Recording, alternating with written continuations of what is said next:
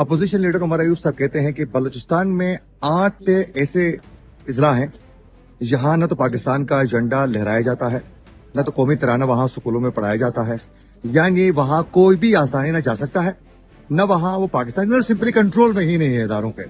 तो आप ये समझते हैं कि वाकई कोई से 8 अजला हैं बलूचिस्तान में? देखिए जी, बलूचिस्तान में एक ऐसा वक्त होता था जहाँ पे जो पाकिस्तानी परचम है वो लहराना गुनाह समझा जाता था, और उस गुनाह को हमने अपनाया, जिसमें हमें शहीद किया गया। मेरे वालिद का बहुत बड़ा जो सानिया है, उनके 300 लोगों के साथ, मेरे भाई का, हमें इसलिए टारगेट किया गया कि हमने पाकिस्तान का झंडा उठाया। उसके बाद बेहतरी आना शुरू हो गई।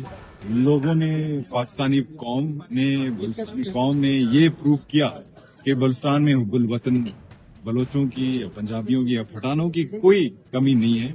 इसका एक बहुत बड़ा सबूत ये है कि 2017 में पाकिस्तान का सबसे लंबा परचम लहराया गया था रैली के, जिसमें उसमें 7 से 8 हजार लोग मौजूद थे। 1 किलोमीटर से लंबा तवील परचम पाकिस्तान के 14 अगस्त में था।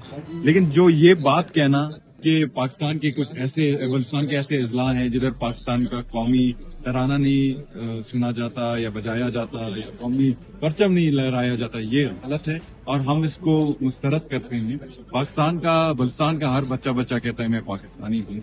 हाँ, भले ही उसको ग्रीवेंसेस होंगे, अपने ही आप स्टेट से ग्रीवेंस अगर ना रखें, अपने ही स्टेट से आप तवक्कुआत ना रखें, तो फिर खुदा ना खासा आप इंडिया से तवक्कुआत नहीं रख सकते। तो ये एक ऐसा अफवाह बताया जा रहा है, और मैं हैरान हूँ उमर अयूब साहब से कि वो खुद एक फौजी बैकग्राउंड से आके एक जो इनका किरदार रहा है, वो ये बातें कैसे कर सकती हैं। आप अपनी सियासी मफाद के लिए बलूचिस्तान के ऊपर कभी कमेंट ना करें। बलूचिस्तान पहले ही आपके एक्सपेरिमेंट्स का शिकार है, तो लिहाजा हमें आप अपने हाल पे छोड़ें।